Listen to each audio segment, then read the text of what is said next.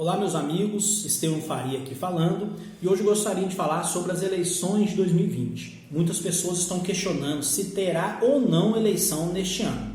Eu vou pôr aqui o meu posicionamento e já te adianto, terá sim eleição esse ano e eu acho que tem que ter mesmo e eu vou explicar por quê.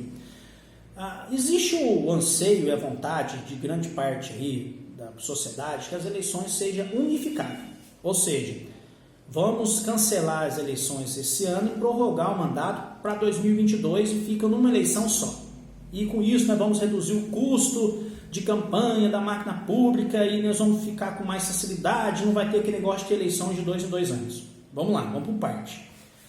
Na semana passada, o TSE, o Tribunal Superior Eleitoral, recebeu os 2 bilhões de fundo eleitoral que será repartido para os partidos políticos. São fundo eleitoral, é dinheiro destinado para a campanha eleitoral.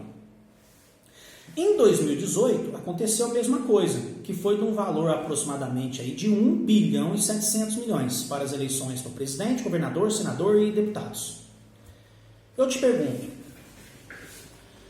você acha que se a eleição for prorrogada, se a eleição for cancelada e o mandato for prorrogado, e unificar tudo em 2022, o custo realmente vai abaixar? Ou seja, você vai aumentar o número de candidatos e eles vão querer abaixar o fundo eleitoral. Se agora, em época de pandemia, não fizeram isso, você acha que daqui 2 anos vão fazer? Então eu estou falando com racionalidade, vou deixar a emoção de lado. Não vai fazer. Então a questão do custo para manter tudo isso vai ficar alto do mesmo jeito. A não ser se fizer uma reforma política e diminuir esse fundo eleitoral, que eu acredito que não vai fazer, porque agora no momento de pandemia já não fez, inclusive nenhum político abaixou o salário deles, né? Então já começa por aí. Outra questão, você pega o cartório eleitoral, você pega as zonas eleitorais, eles precisam ter estrutura, gente. O sistema eleitoral precisa ter estrutura. Para manter uma eleição desse nível, você não simplesmente muda esse sistema do dia para a noite, você tem que se preparar para isso. São mais candidatos que vão fazer registro, que vão ser julgados, que vão ser analisados. Então você teria que melhorar até a estrutura do sistema, do TSE, dos cartórios regionais, das zonas eleitorais. Talvez aumentaria até o custo para isso. Sem falar que teria que mudar até o sistema de votação, porque a urna não está preparada para fazer uma eleição desse sentido. E você teria que também fazer uma campanha de socialização cultural para que as pessoas entendessem todo esse processo. Porque aí você teria que votar para presidente, 2 senadores, 1 governador, 1 deputado federal, 1 deputado estadual, 1 vereador, 1 prefeito, são 8 votos. E olha a confusão que pode dar tudo nisso. O voto do presidente é o mesmo número do voto do prefeito, que é diferente do voto do governador. O número do deputado estadual é igual ao número do seu vereador. Viu uma bagunça? Então teria que conscientizar, preparar a sociedade para isso também. Aí sim seria um processo interessante. Mas prorrogar mandato não está na democracia, é rasgar a Constituição. Então isso é fora de cogitação, tá? O que pode ser feito, do meu ponto de vista, a médio e longo prazo, é você discutir o seguinte: olha, esse mandato agora vai passar a ter 6 anos, porque você vai casar um com o outro, tem diferença de 2. E aí, a partir daí, você unificou, todos os mandatos passam a ser de 6 anos, acaba a reeleição e vamos fazer uma reforma política para resolver todas essas pendências, inclusive da questão do fundo eleitoral. E aí você prepara o sistema eleitoral, você prepara o eleitor, você prepara os partidos e aí você resolve o problema. Mas simplesmente hoje achar que vai cancelar uma eleição, prorrogar para 2022 e o custo vai ficar baixo, isso é ilusão, tá? E aí eu vejo muita gente falando, mas é pandemia agora, né? Nós não podemos nem discutir eleição nesse momento. Por que não pode discutir eleição nesse momento? Qual que é o problema de discutir eleição? Qual que é o problema de discutir política nesse momento? Qual que é o problema de criticar, de debater, de questionar? Gente, a vida continua. Eu respeito e entendo a questão da pandemia, mas a política não para. E tem que ser, principalmente nesse momento, debatido. Porque tem muito político aí se escondendo atrás da pandemia para ficar aí quietinho sem receber nenhuma crítica. E não é assim que funciona. Eu vejo político falando que não é o momento de discutir política, ou então ele não pode estar na política. todo momento, independente da situação, é momento sim de debater, de criticar, críticas construtivas com respeito à política. E não tem momento melhor de discutir política agora, no momento que nós estamos vivendo, porque tudo também depende da política. É igual a corrupção.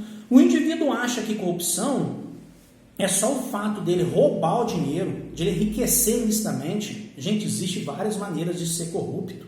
Eu vejo muito gestor público aí que leva a fama de honesto, mas é corrupto, é bandido.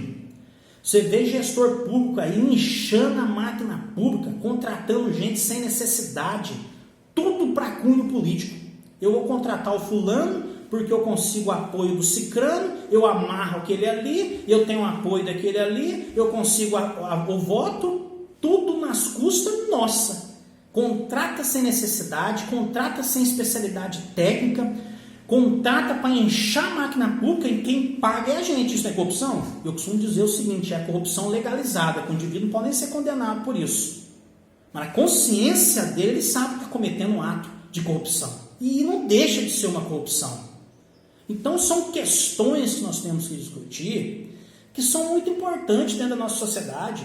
No mundo maravilhoso, e eu quero dizer que a grande parte da população não deixa de ter razão, tem razão, seria interessante unificar as eleições, mas teria que resolver todo esse sistema, fazer uma reforma política, fazer com que o custo político ficasse mais baixo, conscientizar a população, reestruturar o sistema eleitoral. Não é simplesmente adiar, pronto, isso não vai acontecer, gente, eleição vai ter. O que pode acontecer, às vezes as eleições serem em outubro, será em novembro, mas vai ter eleição. O cartório eleitoral, o calendário eleitoral até esse momento está sendo mantido. Vão ser discutidos no final do mês agora se vai adiar para novembro ou não. Mas eu vejo assim, a fila que se faz às vezes para você ir no banco, na Caixa Econômica especificamente, não é menor do que uma fila para você votar. A fila do supermercado, da casa lotérica.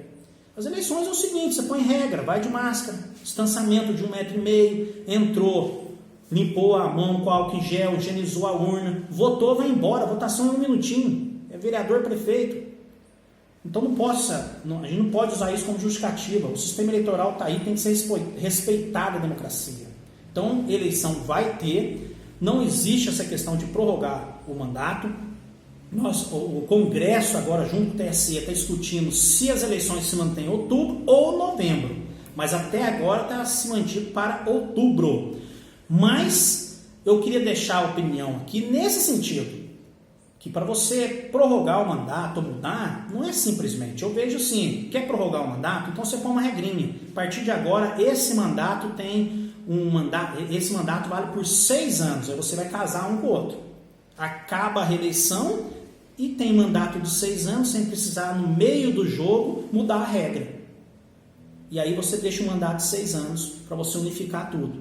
E acaba a reeleição, que é outro câncer da política também.